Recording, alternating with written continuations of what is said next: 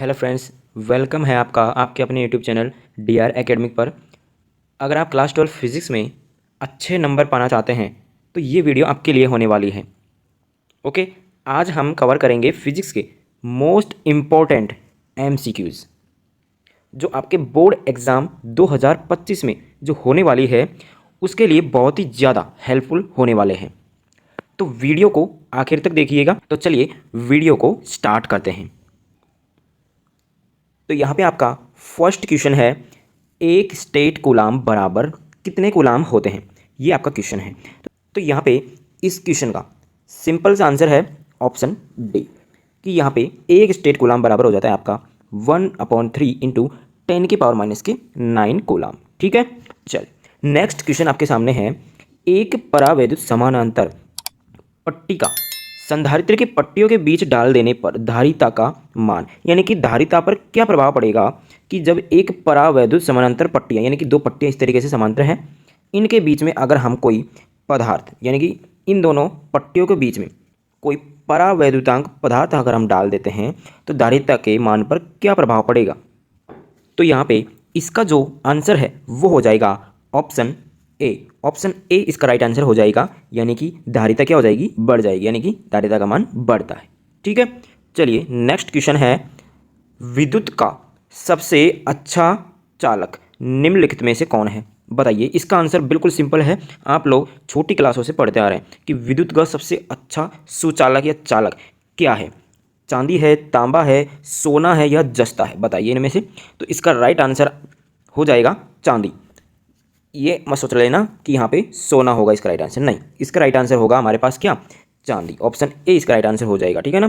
तो जब भी आप नया मकान बनवाओ तो वहाँ पे आप चांदी के तार यूज़ कर लेना। ठीक है, ताकि आप जो चांदी के तार लगवाओगे उनमें प्रतिरोध जीरो होगा। ठीक है ना, यानी कि लाइट का जो बिल है वो बहुत ही कम आएगा। ठीक है ना, लेकिन उसकी सिक्योरिटी भी आपको करनी पड़ेगी भाई, चोरियाँ बहुत ज़्यादा हो रही हैं। ठीक है। चलिए नेक्स्ट क्वेश्चन आपके सामने है, ए मीटर का प्रतिरोध होता है। एमीटर का प्रतिरोध कितना होता है, कम होता है, बड़ा होता है, बहुत कम होता है या बहुत बड़ा होता है। बताइए इसमें से। इसका राइट आंसर आपके सामने है ऑप्शन सी, बहुत कम, यानी एमीटर का प्रतिरोध कितना होता है, बहुत ही कम होता है। ठीक है ना। चलिए नेक्स्ट क्वेश्चन आपके सामने है, 25 नंबर क्वेश्चन आपके सामने है, किलोवाट घंटा यानी कि KWH का मात्रक है, सॉरी यहाँ पे मात्रक है, यानी कि जो किलोवाट घंटा है वो किसका मात्रक है ये आपको यहाँ पे बताना है। तो इसका राइट ऑप्शन आपके सामने है ऑप्शन बी, इसका राइट आंसर हो जाएगा। ठीक है। नेक्स्ट क्वेश्चन है, स्वस्थ मनुष्य के शरीर का विद्युत प्रतिरोध है। बस जो अपना शरीर है उसका भी एक प्रतिरोध होता है। ठीक है ना। तो यहाँ पे जो स्वस्थ मनुष्य का जो शरीर होता है उसका प्रतिरोध की सीमा क्या होती है, 1000 से, यानी 1000 से लेकर कितनी होती है, कितना होता है, 1 लाख तक होता है भाई। ठीक है, यानी कि स्वस्थ मनुष्य के शरीर का प्रतिरोध 1000 ओम से 1 लाख ओम तक होता है। लेकिन यहाँ पे हमको लिमिट नहीं दी हुई है, तो यहाँ पे हम इसका राइट आंसर की बात करें हम इन ऑप्शंस में, तो इसका राइट आंसर हो जाएगा ऑप्शन ए, यानी कि 50,000 ओम। ठीक है ना, इतना इसका प्रतिरोध होता है। ठीक है। चलिए नेक्स्ट क्वेश्चन है, विद्युत परिपथ की शक्ति, विद्युत परिपथ की शक्ति, यानी कि हमको सिंपल यहाँ पे शक्ति का फॉर्मूला पूछा है, विद्युत परिपथ की शक्ति कितनी होती है। ऑप्शन सी इसका राइट आंसर हो जाएगा V²/R। ठीक है। चलिए नेक्स्ट क्वेश्चन है, एक फैराडे बराबर, फर्स्ट चैप्टर का क्वेश्चन है, वेरी सिंपल क्वेश्चन है, कितना होता है एक फैराडे बराबर, कितना होता है, 96,500 कूलाम होता है। कितना होता है, 96,500 कूलाम। आप यहाँ पे डायरेक्ट इसको याद रख सकते हैं, 96,500 कूलाम। ठीक है ना, इस तरीके से आपको याद हो जाएगा। ठीक है। नेक्स्ट क्वेश्चन देखिए आपके सामने है, 29 नंबर क्वेश्चन है, किसी विभव मापी की संवेदनशीलता को बढ़ाने के लिए क्या करना पड़ता है। कोई भी विभव मापी है, ठीक है ना, विभव मापी क्या होता है, एक 3 टर्मिनल परिपथ होता है जो क्या करता है, अज्ञात परिपथ में विभव मापने का काम करता है। ठीक है ना। तो विभव मापी की संवेदनशीलता को बढ़ाने के लिए उसकी क्या करना पड़ता है, उसकी अनुप्रस्थ क्षेत्र को, यानी कि उसकी लंबाई को बढ़ाना पड़ता है। तो यहाँ पे ऑप्शन ए राइट हो जाएगा, अनुप्रस्थ क्षेत्र बढ़ाना चाहिए। ठीक है ना। नेक्स्ट क्वेश्चन है, 1 वोल्ट बराबर कितना होता है, 1 जूल प्रति कूलाम होता है। तो यहाँ पे ऑप्शन इसका बी राइट हो जाएगा, 1 जूल कूलाम इनवर्स। ठीक है। चलिए नेक्स्ट क्वेश्चन आपके सामने है, यहाँ पे कार्बन प्रतिरोध का कलर कोड में लाल रंग का मान होता है। आपके सामने कलर कोड होता है, बुक में दिया हुआ है, वहाँ पे जाके चेक करिए कि जो कार्बन प्रतिरोध है, जो कलर कोड की जो सारणी है वहाँ पे देखिए लाल रंग का मान कितना है। तो तो यहाँ पे इसका राइट आंसर हो जाएगा ऑप्शन सी 2 होता है। लाल रंग का मान कितना होता है 2 होता है। और आपको अगर नहीं जाना है बुक में देखने के लिए तो स्क्रीन पर मैं शो कर रहा हूँ, यहाँ पे देख लीजिए आप सारणी। यहाँ पे आप सारे रंग के जितने भी रंग हैं उनके आप कलर कोड यहाँ पे देख सकते हैं। ठीक है, स्क्रीनशॉट ले लीजिए इसका। चलिए ले लिया होगा आपने स्क्रीनशॉट। चलिए आगे चलते हैं यहाँ पे। आगे नेक्स्ट क्वेश्चन आपके सामने है, चुंबकीय क्षेत्र बी वेक्टर का ऊर्जा घनत्व का मान होता है। ऊर्जा घनत्व क्या होता है? चुंबकीय क्षेत्र बी वेक्टर का यानी कि चुंबकीय क्षेत्र ऊर्जा घनत्व का मान कितना होता है ये बताइए यहाँ पे। तो इसका राइट आंसर हो जाएगा option B square upon 2 mu naught. कितना हो जाएगा? B square upon 2 mu naught. ठीक है, चलिए नेक्स्ट क्वेश्चन आपके सामने नाभिक चैप्टर से आ गया है। 33 नंबर क्वेश्चन है, नाभिक में न्यूट्रॉनों की संख्या होती है। Very simple, option B right हो जाएगा। ठीक है ना, ये छोटे छोटे क्वेश्चन हैं, वेरी सिंपल। ठीक है ना, A-Z। ठीक है, चलिए नेक्स्ट क्वेश्चन आपके सामने, साइक्लोट्रॉन किस कण को उच्च ऊर्जा तक त्वरित करने के लिए उपयुक्त नहीं है? क्या नहीं है?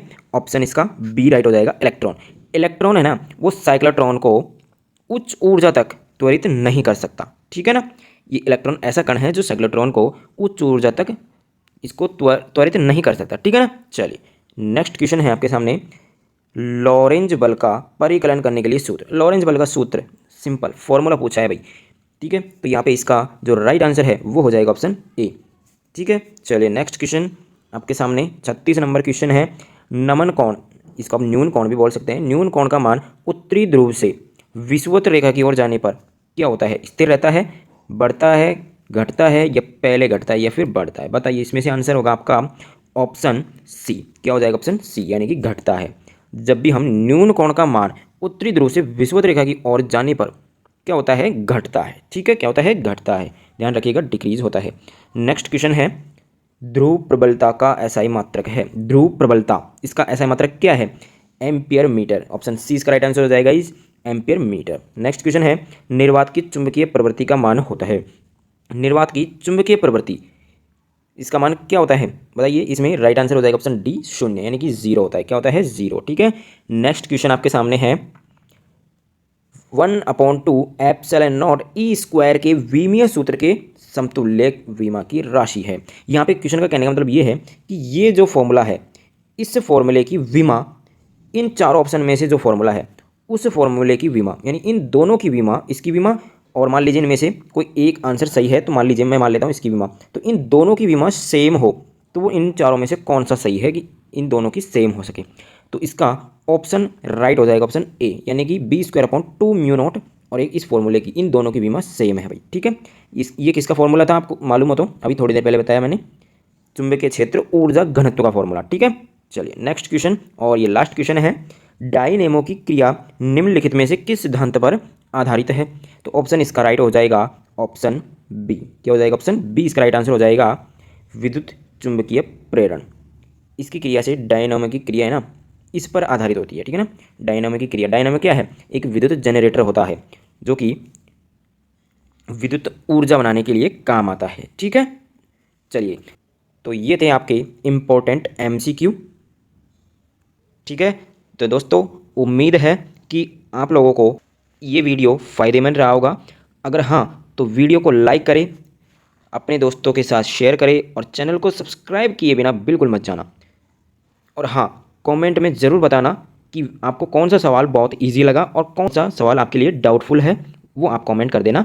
तो मिलते हैं अगले वीडियो में, तब तक पढ़ाई करते रहिए और मेहनत करते रहिए। ठीक है।